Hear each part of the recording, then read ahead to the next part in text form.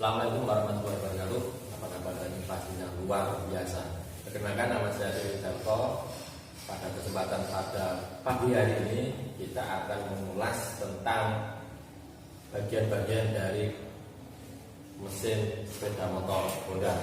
Pada kesempatan ini motor atau unit mesin yang saya gunakan itu adalah dengan tipe Revo 110 cc. Pada mesin Revo 110 cc ini dibagi menjadi 4 bagian, yaitu yang pertama bagian mesin sebelah kanan, mesin bagian sebelah depan, mesin bagian sebelah kiri, dan mesin bagian tengah. Nah, dari 4 bagian ini mereka mempunyai fungsi dan tugas masing-masing. Pertama kita bahas pada kesempatan pagi hari ini itu adalah mesin bagian sebelah kanan. Nah, pada mesin Revo ini sudah saya lepas komponennya. Kita sampaikan bahwa di dalam mesin bagian sebelah kanan ini terdiri dari 2 komponen utama besar. Yang pertama adalah sistem kopling dan yang kedua adalah sistem pompa oli. Dari kedua sistem ini mempunyai kegunaan dan fungsi masing-masing. Untuk yang sistem pompa oli digunakan untuk memompa oli dari karter sampai kepala silinder dan turun lagi ke dalam karter, dipompa lagi terus seperti itu sirkulasinya di dalam mesin Revo ini. Untuk yang kedua, sistem kopling fungsinya adalah untuk memutus dan menghubungkan antara putaran poros engkol dengan putaran transmisi pada saat dilakukan perpindahan gigi. Tujuannya yang pertama adalah untuk menyambungkan dan memutus hubungan antara poros engkol dengan transmisi. Yang kedua adalah untuk memperhalus pergerakan atau perpindahan tenaga dari poros engkol ini menuju ke dalam sistem pemindahan tenaga atau transmisi. Menjelaskan tentang komponen utama dari sistem kopling pada motor Revo 110 cc ini. Di dalam sistem koplingnya Revo 110 cc ini dibagi menjadi 2 komponen utama besar. Yang pertama adalah sistem kopling sentrifugal, yang kedua adalah sistem kopling manualnya. Nah, dari kedua komponen ini dia bekerja sama untuk melaksanakan tugasnya dari kedua komponen itu, yaitu untuk memutus dan menghubungkan putaran poros engkol dengan putaran transmisi. Untuk yang pertama, saya akan membahas dulu tentang sistem kopling sentrifugal. Di dalam sistem kopling sentrifugal ini terdapat beberapa komponen utamanya, yaitu yang pertama adalah rumah kopling sentrifugal, di mana rumah sentrifugal kopling sentrifugal ini dia berada pada posisi poros engkol. Jadi nanti putaran poros engkol dia akan masuk ke dalam sentrifugal di sini, baru akan diteruskan lagi ke komponen berikutnya. Komponen selanjutnya itu adalah plat penekan kopling sentrifugal. Ini di sini ada alur yang nantinya ini berhubungan dengan poros engkol. Nah, komponen yang ketiga itu adalah beban atau pemberat dari sentrifugal ini. Dia memiliki bagian yang kasar, di mana bagian yang kasar ini nanti akan berhubungan dengan rumah sentrifugal di sini. Jadi posisinya nanti seperti ini. Komponen yang ketiga itu adalah pegas pengembali atau rotor spring. Yang keempat itu adalah damper. Yang terakhir adalah klip atau pengunci pada sistem kopling sentrifugal. Komponen yang ada di sistem kopling manualnya itu yang pertama adalah rumah kopling. Ini rumah kopling. Rumah kopling ini nanti dia posisinya ada pada poros sistem pemindah tenaga. Jadi nanti ini pada posisi porosnya sistem pemindah tenaga atau sistem transmisi. Terus selanjutnya, komponen selanjutnya di atasnya itu adalah plat penekan. Plat penekan ini nanti dia posisinya ada di bawah kampas kopling dan plat gesek. Komponen berikutnya itu adalah kampas kopling. Kampas kopling, kita ketahui bahwa di dalam kampas kopling itu ada 2 bagian sisi yang memiliki bagian kasar, yang dimana di bagian kasar ini dia terdapat kampas kopling itu sendiri yang fungsinya adalah untuk bergesekan dengan plat gesek. komponen selanjutnya itu adalah plat gesek. Plat gesek ini dia terbuat dari besi, ya, terbuat dari besi. Dari kedua sisinya dia bersih, tidak ada bagian yang kasar atau kanvasnya, dia hanya sebagai plat saja. Di dalam bagian dalamnya dia terdapat bergerigi. Ini yang nanti digunakan sebagai dia menopang pada center clamp. Sebenarnya itu adalah center clamp. Nah, center clamp seperti ini bentuknya, ya. Kita ketahui di dalam center clamp ini terdapat 4 lubang baut. 4 lubang baut ini digunakan sebagai pengikat dari plat penekan ini. Seperti ini. Ya, ini adalah plat penekan, ini adalah center clamp. Terus komponen selanjutnya adalah lifter clamp. Ini lifter clamp, ini masih berhubungan dengan center clamp dan plat penekan. Selanjutnya ini adalah pegas diafragma. Pegas diafragma di sini dia fungsinya untuk memberikan kenyamanan, kelembutan pergerakan dari sistem kopling manual ini. Nah, ini adalah komponen utama dari sistem kopling manual, dan yang ini adalah komponen utama dari sistem sentrifugal. Komponen utamanya adalah seperti ini. Jadi masing-masing sistem, baik itu ya di sentrifugal maupun di kopling manualnya, dia mempunyai komponen masing-masing dan mempunyai fungsi juga masing-masing. Terus perakitan komponen pada sistem kopling sentrifugal. Langkah yang pertama kita pasang itu adalah kita memasang damper kopling dulu. Ada 3 buah damper. Terus selanjutnya kita memasang pembebannya atau pembeban kopling.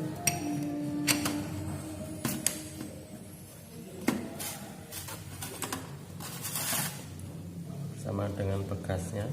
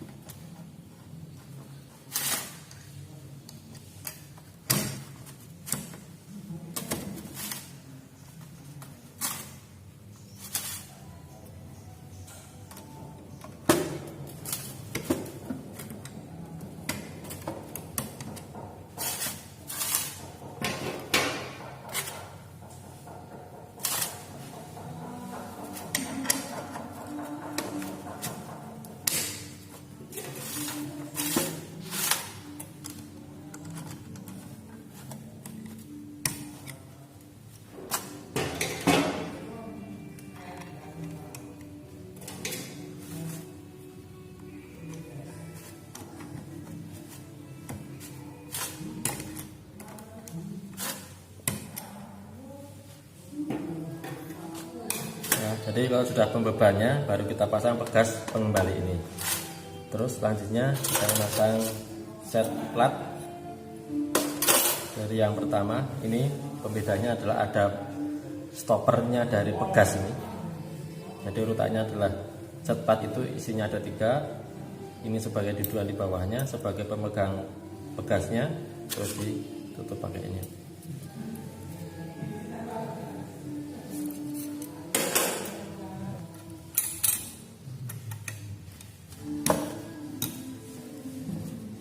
Jangan sampai terbalik posisi pegas, dia posisinya cembung memasangnya, posisinya cembung seperti ini. Posisikan di tengah.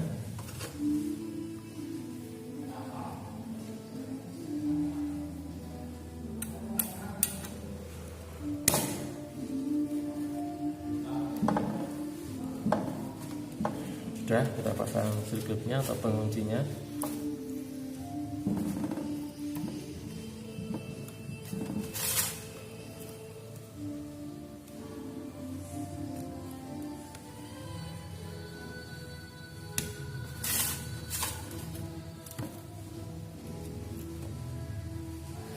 Oke, sudah jadi. Ini adalah komponen utama di sistemnya kopling sentrifugal. Setelah itu kita pasang ke rumahnya sentrifugal.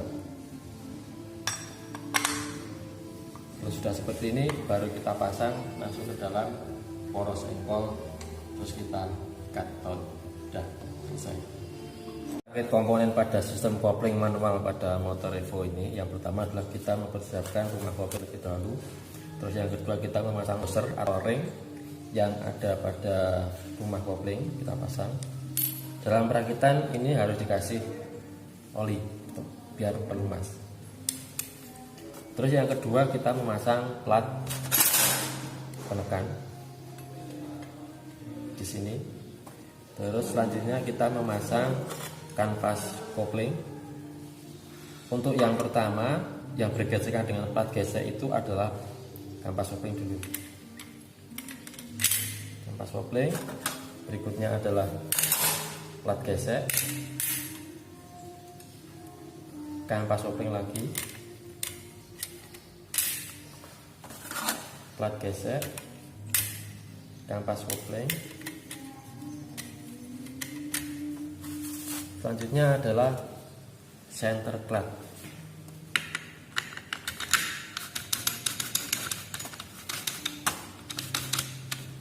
Oke.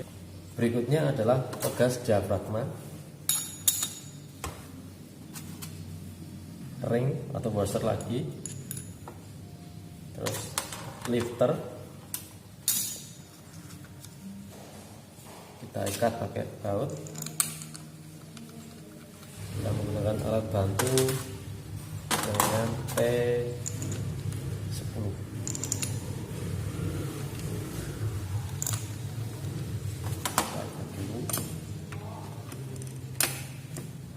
Kita silang dalam pengencangan baunya, kita silang biar posisinya rata semua.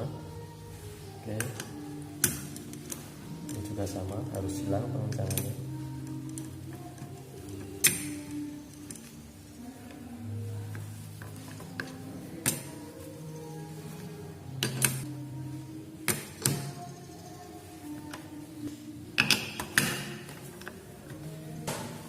Terus selanjutnya adalah baut pengikat kopling manual ini dengan sistem pemindah tenaga. Terus yang terakhir adalah piring. Sudah selesai. Selanjutnya langkah perakitan komponen sistem kopling pada motor Evo pada unit mesinnya. Itu langkah pertama yang kita siapkan adalah plat dari oli. Kita pasang di plat manualnya. Jadi dengan sentrifugal ini untuk memasukkannya ke dalam engkol dan sistem drainasi harus secara bersamaan. Kalau tidak secara bersamaan ini tidak akan bisa masuk.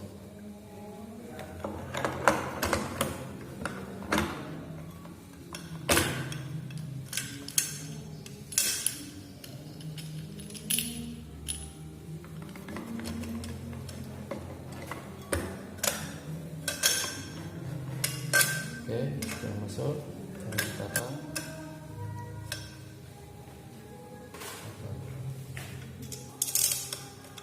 Pen oli kita pasang. Jadi pen oli ini digunakan sebagai menampung oli yang digunakan untuk melumasi sistem kopling manual. Kita kencangkan pen olinya.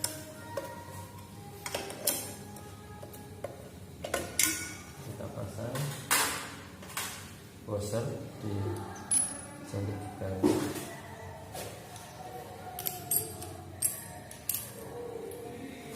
Kita pasang bloknya dua ini.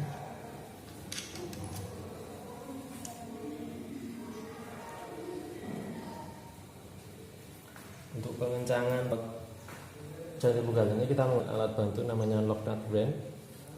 Nanti kita menggunakan kunci shock.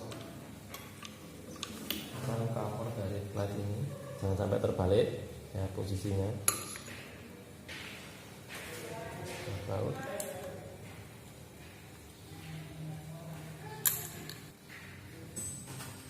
Terus baut yang di kopling manualnya sama. Untuk pengencangannya menggunakan alat bantu lock nut brake.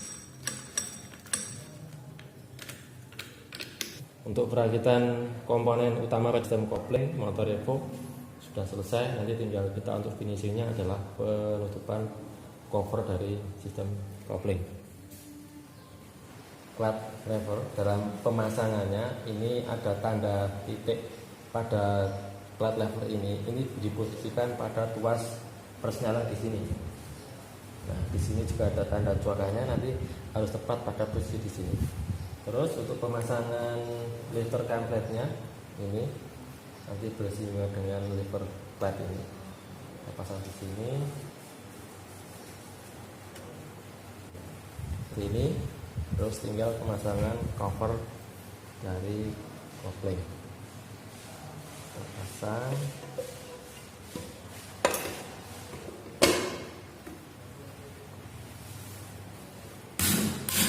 Terakhir tinggal tangan baut cover.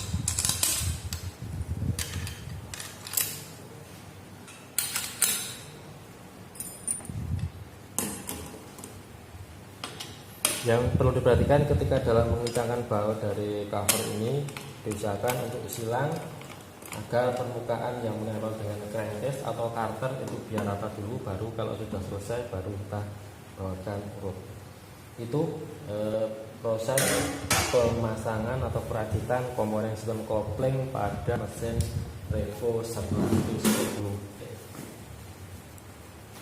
Seperti tadi proses pemasangan komponen, penjelasan komponen dari sistem kopling pada mesin Revo 110 cc atau bagian mesin sebelah kanan sudah selesai.